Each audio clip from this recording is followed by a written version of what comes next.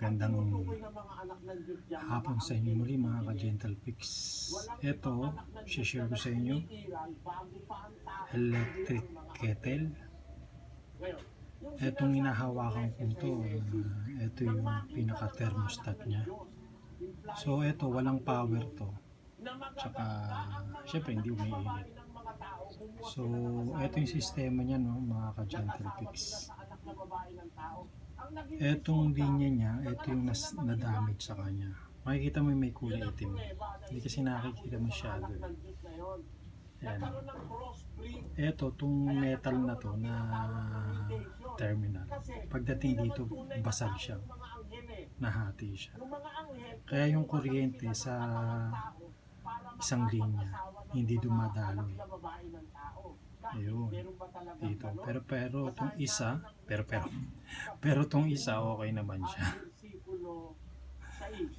Kung titingnan nyo ito, babalik tarin ko ka-Gentle Pix. No? Ito kasi yung line sa base. Ito yung isang linya, ito naman yung pangalawang linya. Pagdating dito sa inner ring, wala siyang contact kasi konektado siya dito. Ayan, yan mga ka-Gentle Pix. So ito ang naputol, kinagaan natin tanggalin. Ito yung kaparis niya. Ayan. Ito yung kaparis niya. Ayan. Ito yung automatic switch niya pag umiinit na, nag-o-off na. Ito itong isang na to. So mura lang naman ito kung bibilin mo ng buo. Pero dahil hindi naman tayo nagmamadali, i-re-repair lang natin ito. Gagawa natin ito ng paraan na kumonekto. Ayan, putol yan eh. Hindi nyo lang makakita dito sa pero putol yan. Ayan, putol yan. May biyak yan. Ayun, kita naman. Ayun. May biyak yan. Ayun, nakakita rin. Ayan, may biyak. Kita nyo. Ayan, may biyak. Lalapit natin. Ayun, nakakita rin mga ka-Gentle Pix. Ayan, biyak yan. So, i-connect natin yan. Ewan kung makukuha to sa hinang o metal to metal din ang ating pag-connect dito. Nagawan ko na lang siya ng paraan.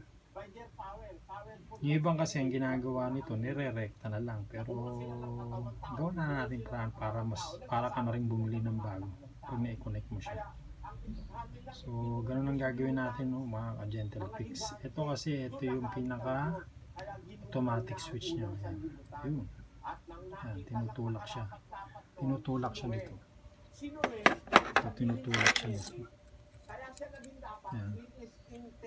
Meron dito yung arm eh. Na kulay puti. Ayun, medyo umaking lang ako dahil nga nawala yung ano niya, natasunog siya. So, re-repair natin to. Pwede natin palitan ng bago. Pero re-repair ko na lang. Sayang din 50 pesos. Bali kung i-order mo kasi ito sa Lazada, may shipping fee pa, di mga 100. So maabala ka pa para ma-deliver na natin itong electric kettle natin. Igawa na lang natin ang paraan.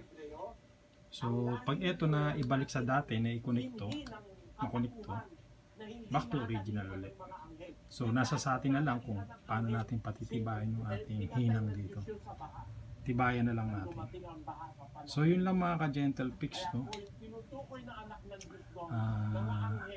Hindi ko lang naibigay sa inyo paano kasi na-testing to eh.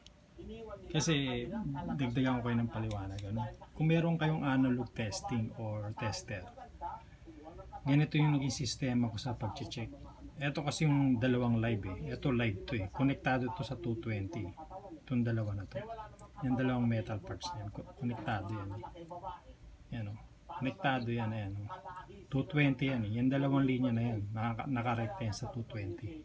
Papakita ko sa inyo yung pinaka-base niya. Ito yung base niya. Ito, yan. Nakita rin. Pag natin dito sa side, medyo nahihirapan ako. Ayun. Ito, merong contact dito. Makikita nyo. Ayan. May dalawang ano yan eh. Ayun. Ito yung kita ba? Hindi nakikita eh. May metal yan eh. Dalawa. Ayun, ayun yung isa. Kasi ito yung pangalawa yun. So So, idinidikit yan dito. Yan. So, ito, connection nito 220. Ayan, 220, nakaganyan yan. Halimbawa, yung kettle corn, yan. Tapos ngayon, syempre, hindi na siya gagana dahil nga naputol na to. Ayun o, putol. Ayun o, yung putol. So, yan ang ating papalitan o ang ating i-repair. So, medyo mahaba-haba na tong ating itong ating nakaka 5 minutes na ba ako. So yun lang mga gentle fix, no? Kettle, electric kettle to, no? Ito medyo wala kasi tayo ganong trabaho kaya sinagaan na lang natin. Nakadalawang 3 beses akong dito kakalas. Pero okay lang, medyo matagal kong tinarabaho siya mga kaya minsan sa pagre-repair akala mo madali lang. So inubos din natin mga oras din dito. So yun lang talaga mga gentle fix, the first time ko maka-experience ng ganito na napuputol to. So yung LED, yung indicator light naman niya, ewan natin kung gagana siya. Pero tinesting natin, open na rin. Pero kahit di naman to gumana, mag-iinit pa rin dahil may resistance pa naman tong ating heating element eh. So yun lang muna mga gentle fix, no? Ang sineshare ko lang sa inyo, kung pwede nyo naman palitan to, pero sa akin i-repair siya. Pinapakita ko lang sa inyo yung damage ng thermostat switch ng electric kettle. Yun lang muna mga gentle fix. Bye bye.